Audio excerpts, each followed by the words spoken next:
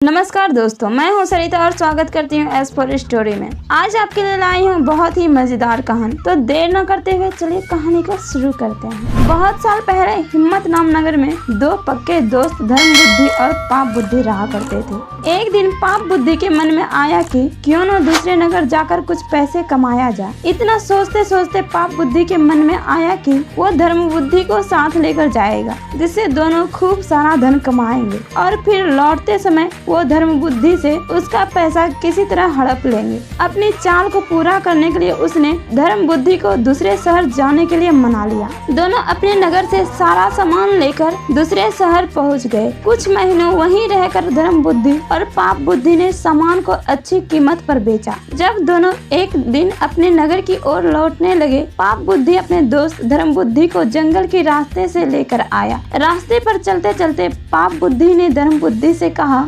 मित्र देखो, अगर हम अपने नगर इतना सारा धन लेकर जाते हैं तो समस्या हो सकती है। चोर इसे चुरा सकते हैं, लोग हमसे जलन का भाव रखने लगेंगे और कुछ उधार भी मांग लेंगे। ऐसे में बेहतर होगा कि हम आधा धन इसी जंगल में छिपा देते हैं। धर्म बुद्धि पाप बुद्धि के बातों पर यकीन करके धन छुपाने के लिए हाँ कर दी। पाप बुद्धि ने गड्ढा खोदकर धन को जंगल में एक पेड़ के पास छिपा दिया। फिर कुछ दिनों बाद बिना अपने दोस्त को बताए पाप बुद्धि मौका देखकर अकेले सारा धन उस जंगल से लेकर आ गया। समय बीतता गया और एक दिन धर्म बुद्धि को पैसे की जरूरत पड़ी तो धर्म बुद्धि सीधे अपने मित्र के पास गया और कहने लगा, मुझे पैसों की जरूरत है, जंगल से पैसे निकाल कर ले आते हैं। पाप बुद्धि राजी हो गया और दोनों जंगल की ओर निकल गए। जैसे ही धर्म बुद्धि ने गड्ढा खोदा तो वहाँ पैसा न देखकर चौंक गया। इतने में ही पाप बुद्धि ने शोर मचाना शुरू कर दिया और धर्म बुद्धि पर चोरी का आरोप लगाने लगा। हो हल्ला होने के बाद धर्म बुद्धि न्यायालय पहुँचा। न्यायाधीश ने सारा मामला सुना तो सच्चाई का पता लगाने के लिए अपनी दिव्य शक्ति से परीक्षा लेने का निर्णय लिया। इसके बाद न्यायाधीश ने दोनों को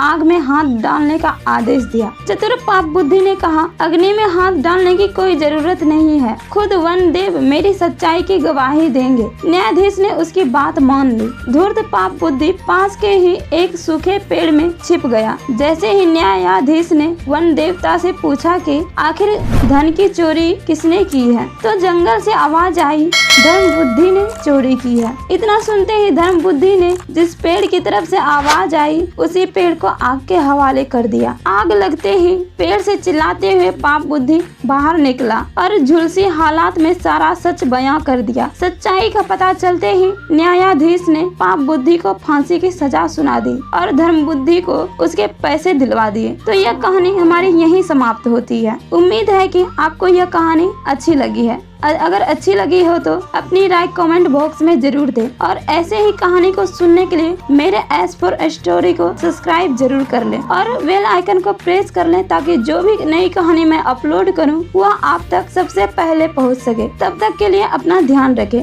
और हाँ, इस कहानी को सुनने के लिए धन्यवाद।